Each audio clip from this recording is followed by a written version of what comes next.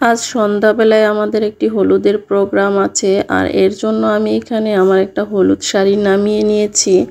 আর কিছু ফুলের গহনা ছিল, এগুলো হচ্ছে আমার মেয়ে পরবে।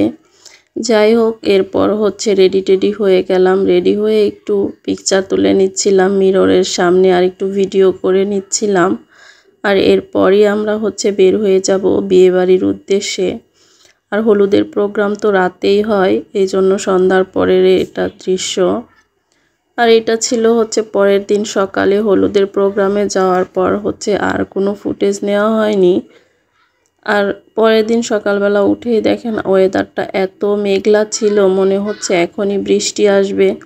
আর এদিকে আজ হচ্ছে ওই বাড়িতে বিয়ে, সেখানেও আমাদের যেতে হবে দুপুরে। তো ভাবলাম যে সকালবেলায় হচ্ছে অনেকগুলো কাজ করে নেই, যেহেতু আজ রান্না নেই দুপুরবেলা। তো সকালে আমি ঘুম থেকে উঠে এখানে হচ্ছে রাইস কুকারে ভাত বসিয়ে দিয়েছি। আজকে আমরা ভর্তা ভাত খাবো।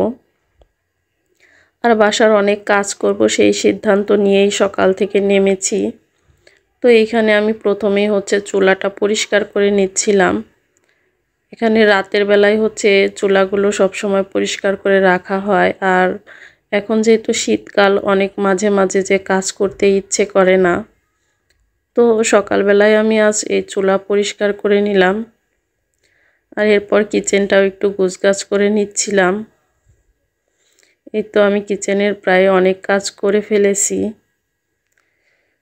এরপর বারান্দায় গিয়ে গাছগুলোকে একটু পানি দেব। অনেক দিন ধরেই হচ্ছে এই গাছগুলোকে পানি দেওয়া হয় না। এই গাছগুলো পানি ছাড়াও এমনিতে অনেক দিন বাঁচতে পারে। তো মাঝে মাঝে আমি যখন সময় পাই তখন হচ্ছে এগুলোকে একটু যত্ন করি, পানি দেই। এই গাছগুলো আমি ম্যাক্সিমাম টাইম ইনডোরেই রাখি, এখন একটু বাহিরে বের করেছি, কিছুদিন থাক বাহিরে। তার কারণ গাছেরও কিন্তু আলো বাতাসের প্রয়োজন আছে। এরপর আমি আলু ভর্তাটা করে নিব। আর আলু ভর্তার জন্য এখানে শুকনো মরিচ আর পেঁয়াজ ভেজে নিয়েছি।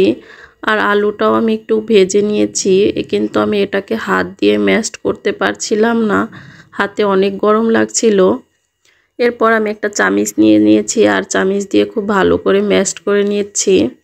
আর গরম ধোয়া ওঠা ভাতের সাথে কিন্তু আলু ভর্তা খেতে অনেক বেশি মজা লাগে। আপনারা কে কে আলু ভর্তা পছন্দ করেন অবশ্যই কমেন্ট করে জানাবেন।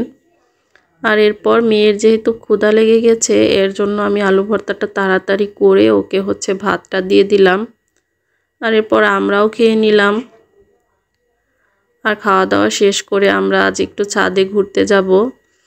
আর এরপর ছাদে যেয়ে দেখি যে অনেক টমেটো পেকে গিয়েছে, এখান থেকে কিছু টমেটো খেলাম। তারপর বাসায় এসে রেডি হয়ে আমরা বিয়েবাড়ির উদ্দেশ্যে রওনা দিলাম। আর আজকের ভিডিওটা কেমন লাগলো অবশ্যই কমেন্ট করে জানাবেন। আল্লাহ হাফেজ।